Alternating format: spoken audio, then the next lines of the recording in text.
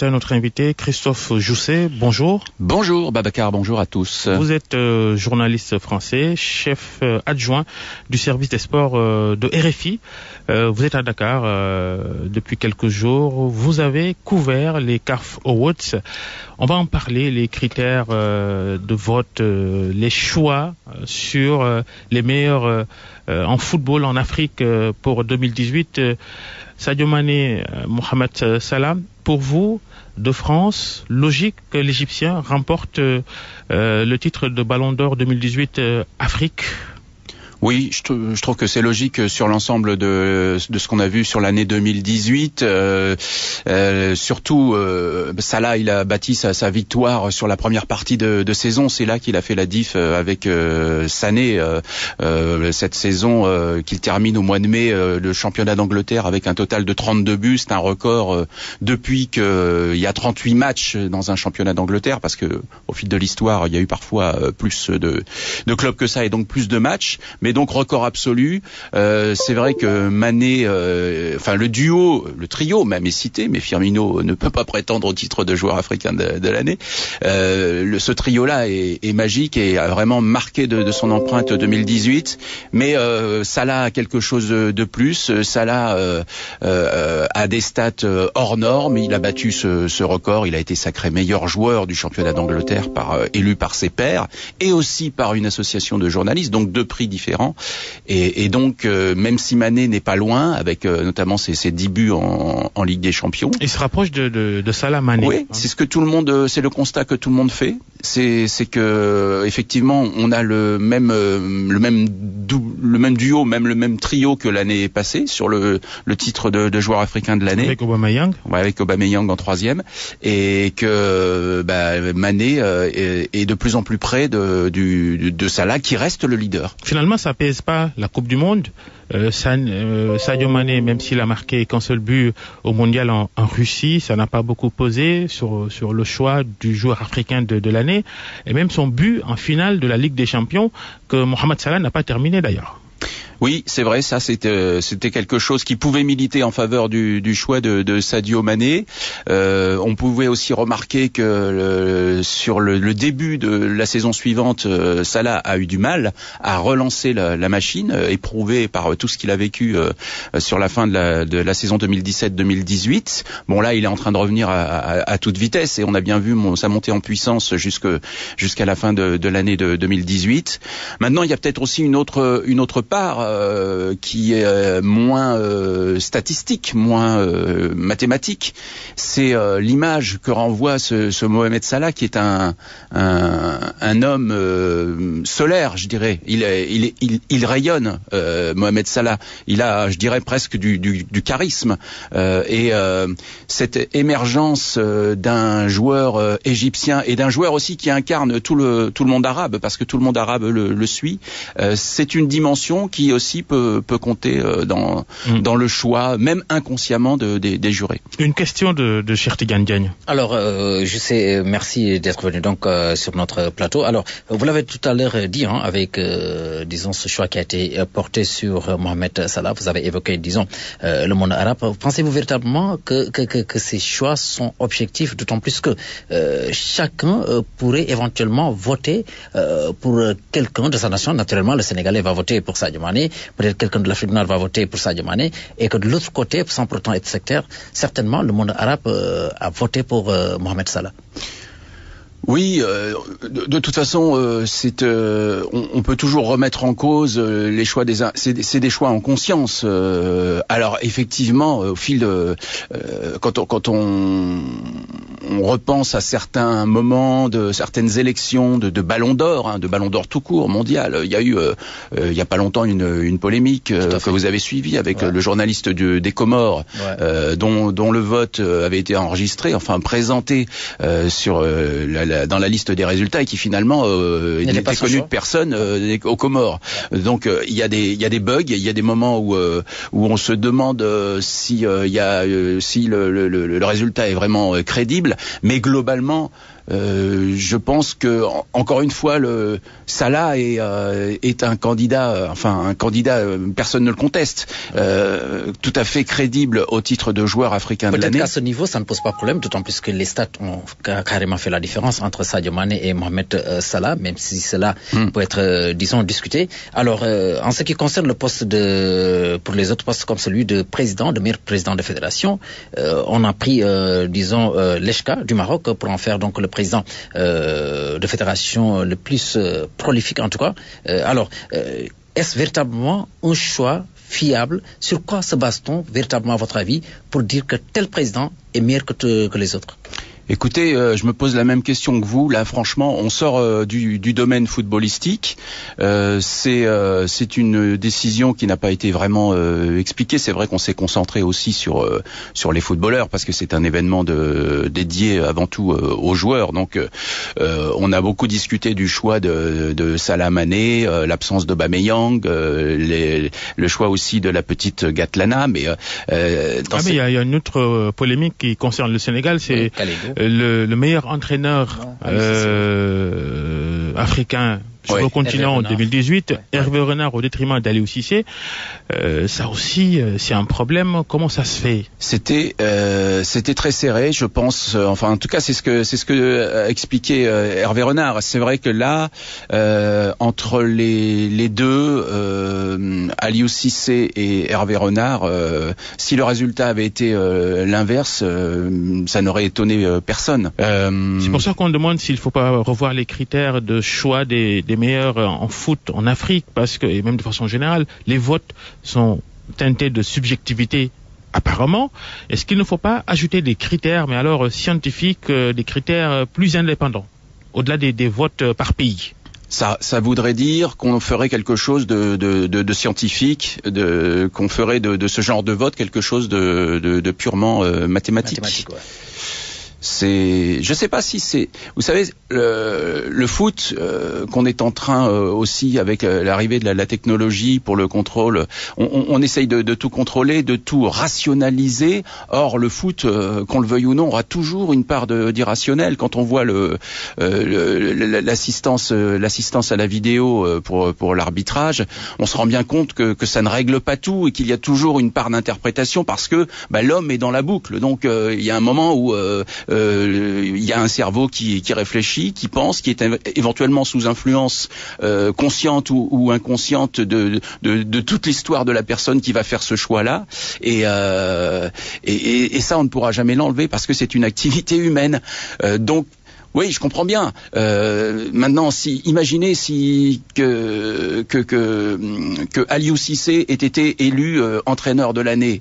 Vous, Sénégalais, vous ne contesteriez pas sa victoire. Est-ce que vous pensez que entre Renard et Aliou Cissé, il y a une telle différence? Ils étaient tous les deux à la Coupe du Monde. Ils ont meilleur parcours pour le Sénégal, même si personne n'est sorti au meilleur parcours pour le Sénégal avec la victoire. Oui. C'est là effectivement que ça peut militer en faveur du Sénégal. Qui est en tête donc dans la zone Afrique. Meilleur classement FIFA. Il y a que le Sénégal. Je suis d'accord. A été l'une des meilleures nations à la dernière Coupe du Monde. Aliou Cissé qui fait un parcours sans faute pratiquement, donc contrairement à Hervé Renard, je pense que véritablement c'est des choses qui pouvaient, à mon avis, compter ou peser même sur la balance. Bien sûr, bien sûr. Au-delà d'Aliou Cissé, on ne peut pas choisir la Mauritanie meilleure équipe nationale pour 2018. Son entraîneur Corentin Martins pouvait lui aussi gagner un titre comme celui-là. Oui, après, je pense qu'il y a sans doute un équilibre global. Il qualifie la Mauritanie pour la première fois de son histoire à la CAN. Mais la Mauritanie a été... D'où est-ce qu'il vient, Hervé Renard, dans cette affaire? La Mauritanie a été distinguée. Ouais. Elle a été distinguée en tant qu'équipe masculine, sauf erreur. Donc voilà. Donc. Et pour Sadio Mané, le fait de perdre 3 fois d'affilée comme ça le titre de meilleur joueur africain de l'année, au plan impact psychologique, surtout qu'il partage le même club que Mohamed Salah qui remporte 2 fois d'affilée, ça va faire quoi pour lui? A priori. C'est la problématique de celui qui est dans l'ombre d'un joueur hors norme, en étant tout près. Vous savez, je pense que El Hadji Diouf, par exemple, pense que Sadio Mané, pour gagner le Ballon d'Or africain, devrait peut-être penser à quitter Liverpool. Est-ce que c'est une solution? On a vu le cas Neymar qui quitte le Barça pour le PSG, mais qui gagne pas encore le Ballon d'Or. Qui n'a pas réussi à gagner le Ballon d'Or pour autant. Enfin, pour l'instant. Non, je pense que effectivement, Sadio Mané, il lui reste du temps. Hein, il a encore quelques années devant lui. Que c'est vrai que quand on est dans la même génération que un joueur de la trempe de Mohamed Salah, c'est très compliqué parce qu'on est un joueur hors norme soi-même, mais il y a quelqu'un qui a encore quelque chose de plus. Vous savez, Yaya Touré, il a fait ça 4 fois de suite, hein, et ceux qui étaient dans sa génération et qui pouvaient prétendre ont dû gérer leur frustration aussi. Mané a encore une marge de progression. Il peut aller chercher ce Ballon d'Or. Tout peut arriver dans une saison, une blessure. Salah, on l'a vu en finale de la Ligue des Champions. Donc je pense qu'il y a pas il faut continuer à bosser. Il l'a dit lui-même. Il faut qu'il continue à bosser. Est-ce qu'il doit quitter le club de Liverpool? C'est un choix toujours à risque, c'est un choix de carrière et particulièrement sensible quand on atteint un niveau comme celui de Sadio Mané. Maintenant, est-ce qu'il peut avoir ce niveau de performance quand on voit comment ça fonctionne avec ses compères de Liverpool? Est-ce qu'il peut répéter ce même niveau de performance avec d'autres joueurs? Là, ça implique d'avoir de prendre un autre départ, un délai pour s'intégrer dans l'équipe. Voilà, Neymar n'est pas, et pourtant c'est Neymar, mais le résultat n'est pas là tout de suite. On va parler une minute de la méthode Ahmad Ahmad, le nouveau président de la CAF qui a remplacé le monument Issa Hayatou. On a vu que la CAF, ça chamboule beaucoup, même l'agenda des CAF Awards à Dakar perturbé par des agendas revus et tout. L'organisation de la CAN 2019 retirée au Cameroun. L'idée était pipée pour le Cameroun déjà, parce que quand le Cameroun s'est vu attribuer à l'organisation de la CAN 2019, on était qu'à 16 équipes. On passe à 24. Le Cameroun accepte. On savait tous que le Cameroun ne serait pas prêt. Est-ce que ça aussi, ça se fait? Est-ce qu'on ne pouvait pas faire la CAN à 24 équipes une prochaine fois et laisser le Cameroun avec la méthode de 16? Oui, le problème c'est que la réforme, le passage à 24 pays a été acté par le comité exécutif de la CAF. C'est une décision collégiale. On avait déjà donné la CAN 2019 au Cameroun pendant qu'il prenait cette décision. Mais le Cameroun, au moment où la décision a été prise de passer à 24, a relevé le gant et n'a pas dit non. Vous nous avez vendu une CAN à 16. On change pas les règles d'un jeu qui a déjà commencé. Le Cameroun aurait dû même sans doute dire on n'y va pas à 24. Vous nous avez vendu à 16, on reste sur le contrat qu'on a signé. Voilà. Donc après, quand la CAF constate avec le cabinet d'audit que ça ne sera pas prêt, c'est trop tard pour protester. Oui, alors certains beaucoup plus teigneux ont même pensé que c'était une manière pour Ahmad Ahmad de régler un compte avec Issa Hayatou. Oui. Écoutez, je suis pas dans la tête de Ahmad. On a ce qu'il dit. Effectivement, on sait que Ahmad Hayatou, ça a été la lutte pour le pouvoir. On sait que Madagascar s'était vu retirer une compétition de jeunes, une CAN de jeunes avant le. Ça avait fait très mal d'ailleurs. À l'approche de l'échéance et sous la gouvernance d'Issa Hayatou. Donc il peut y avoir peut-être cette dimension. En vérité, je n'en sais rien. Ils se sont fondés sur des critères objectifs. Ahmad arrive en disant on va changer, relever le niveau de rigueur, c'est-à-dire améliorer les standards pour l'organisation de la CAN, en pensant avant tout aux joueurs. Bon, tout ça c'est très bien parce que la CAN a des problèmes quand même. Donc volonté d'élever le niveau d'exigence pour l'organisation de la CAN. La suite, quand il finit par annoncer que la CAN est retirée au Cameroun parce que le Cameroun ne sera pas prêt. Ça a provoqué beaucoup de protestations au Cameroun parce que beaucoup de gens étaient persuadés que ça allait se faire. Mais est-ce qu'on peut vraiment... Il y a aussi dans les semaines qui ont suivi la décision, le niveau de frustration du Cameroun ayant été un peu abaissé, on a entendu aussi des voix camerounaises dire c'est vrai qu'on nous a donné la CAN en 2014 et que les travaux n'ont véritablement été lancés qu'en 2016-2017. Ouais, la part de responsabilité de l'État camerounais, oui. Et Ahmad, l'homme politique, il vient de là-bas. C'est un homme politique. On l'a vu un peu faire un peu de propagande entre guillemets pour Macky Sall. Mais on va parler de la politique dans le sport. On se dit au fond, qu'est-ce qu'un président de la République il fait dans une cérémonie d'attribution du Ballon d'Or? C'est courant en Afrique d'ailleurs.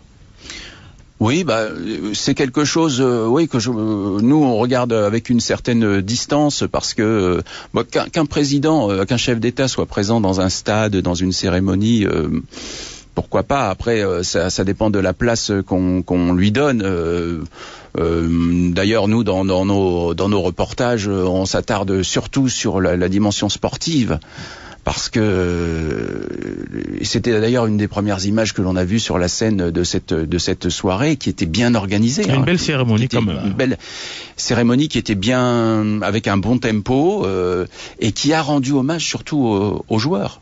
C'est-à-dire que en alignant tous ces anciens lauréats du titre de joueur africain de l'année, pas Ballon d'Or, parce que bien avant, la dénomination Ballon d'Or elle-même a changé récemment. Ouais, et d'ailleurs la CAF nous a lâché cette petite info là pendant ces quelques jours qu'il y avait une négociation actuellement pour récupérer l'appellation Ballon d'Or africain. Bref, ça c'est une petite parenthèse, mais c'est vrai que quand on regarde la scène et qu'on voit aligner Eto'o, Drogba ensemble avec El Hadji Diouf, Kanouté, Kanou, Mboma. Oui, justement, c'est pour ça que je dis, le chef d'État n'avait rien à faire là-bas.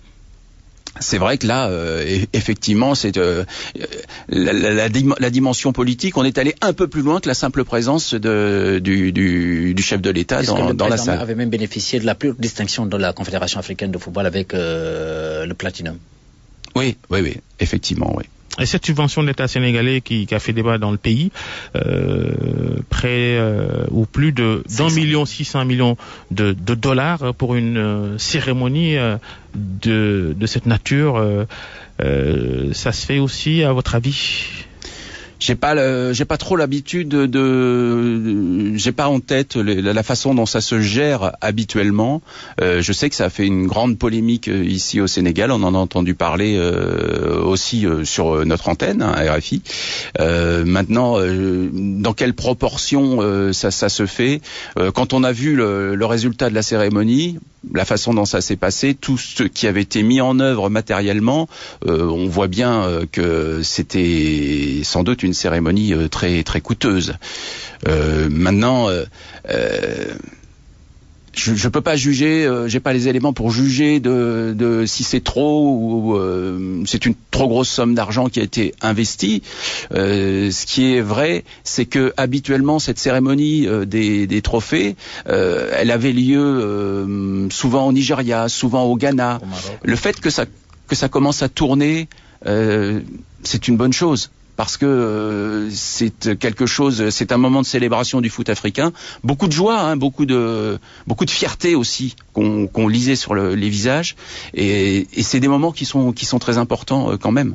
Pensez-vous que les États africains devraient continuer à financer, disons, ces genres d'activités, d'autant plus qu'il y a des priorités ailleurs, sur le côté de la santé, sur le côté social? C'est beaucoup plus dans ce sens que d'ailleurs que les critiques ont fait. Mais déjà les infrastructures sportives défaillantes. Ouais. Oui, il y a beaucoup de problèmes effectivement par rapport. On entend les revendications hôpitaux, bâtissons des hôpitaux, bâtissons des écoles, investissons dans l'éducation. C'est évidemment quelque chose qu'il faut faire, et peut-être un peu moins de faste sur ce genre de cérémonie.